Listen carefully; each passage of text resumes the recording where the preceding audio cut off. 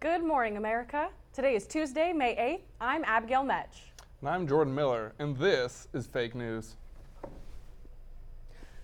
Tide Pods are so February. The newest teen craze sweeping the nation entails teens making videos of themselves snorting condoms into their nostrils and pulling them out through their mouths for a so-called condom snorting challenge. This is not to be confused with the not nearly as gross condom challenge, which involved dropping water-filled condoms on other people's heads. Imagine unrolling a condom and stuffing it up one side of your nose, then plugging the other nostril and inhaling the long piece of latex until it slides into your throat. Then you reach back there with your fingers and pull it from your mouth. Why would someone do that? Apparently for the same reason young people have dared each other to pour salt in their hands and hold ice until it burns, douse themselves in rubbing alcohol and set themselves on fire, or bite into colorful liquid laundry detergent packets. Here are a few more of our favorite past panics.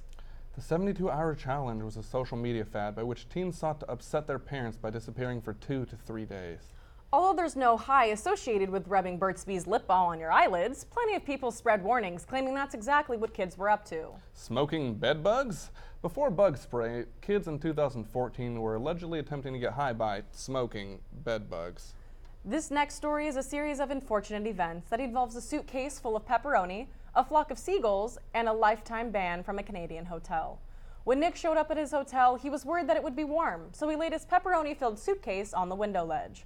When he came back, his room was filled with seagulls. And I don't just mean a couple of seagulls, I mean somewhere between 30 to 40 seagulls that had flown in through his open window. After fighting off all the rest of the seagulls, there was just one left. It had a big piece of pepperoni in its mouth and he could not get it to leave. So he grabbed a towel, tackled the seagull, and wrapped it up in the towel, then threw it out the window. Threw it out the window right into the middle of the hotel's afternoon tea. Yeah, he was banned from the hotel for life. Is your teen juuling? A school district in Pennsylvania banned the use of flash drives because they looked so much like e-cigarettes. The concern was that kids could juul in front of the teachers without the adults realizing it. They're right in front of their teachers, charging their jewels because people didn't know what they were. I think they've probably been doing it for a while, just nobody knew what they were looking at. And here's what's happening in sports. Take it away, Jordan.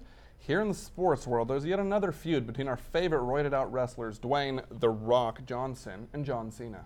Recently on Jimmy Kimmel, while discussing his real-life rivalry with John Cena, The Rock said he'd gladly kick Cena's teeth down his throat so he'd have to stick a toothbrush up his ass to brush them. In response, Cena advised The Rock to watch blockers, then watch it again because, and I quote, "If you think shoving a toothbrush up my bum is a threat, you've got news coming, pal. There's been a funnel up there, there's been a parking cone, there's more traffic in that region than a Monday on the 405 in both directions." The 405 is awfully clogged on Mondays, Jordan. I know, Abby. I know. First Tom Brady deflating balls, now professional wrestlers are all clogged up. What's next, Jordan? I have no idea, Abigail. The sports world is a crazy place. That it is. Late at night, gathered in the shadows of your bedroom, you may have heard it. Perhaps you heard it over breakfast with your family in the kitchen. The sound rising unbidden over your shoulder in the corner of a room you had thought, and now desperately wish, to be empty. Laughter. Quick, inhuman laughter. At least that's what Amazon Echo owners say they've been hearing lately. In recent weeks, many of them have hit social media saying their smart speakers have been laughing spontaneously, unprompted by any commands. The random cackling, as you can imagine, has been described as variously as really creepy, a good reason why it's time to move, and the scariest I ever heard. Now, if you don't happen to own an Amazon Echo and you're still hearing laughter from empty rooms inside your house, well, it really might be time for you to move. And now, for a look at the weather, we take you to our world-renowned meteorologist. Oh, actually, he called out sick today. Taking over for him today is going to be our new intern, Stephanie. Are you joking? No, fine. Okay, so Monday there's going to be, I'm sorry, I can't. I honestly don't even understand why there's still a weather segment on this. Like, there's phones, there's apps on your phones that update the weather. Look, can somebody put a link up or something? You can literally look it up on your phone. Okay, I'm just a tech person. I'm an intern. This is not what I signed up for. Thanks, Stephanie. In other news, controversy has rocked the Jurassic world as the University of Albany professor and evolutionary psychologist Gordon Gallup put forward the theory that flowers actually killed the dinosaurs. The asteroid merely finished them off. You heard it here, folks. Flowers actually killed the thunder lizards? First flowers kill the dinosaurs, and now they've been legalized in California. Is your family safe? Well, that's all of our fake news for today, but let's look at a preview for tomorrow morning's show.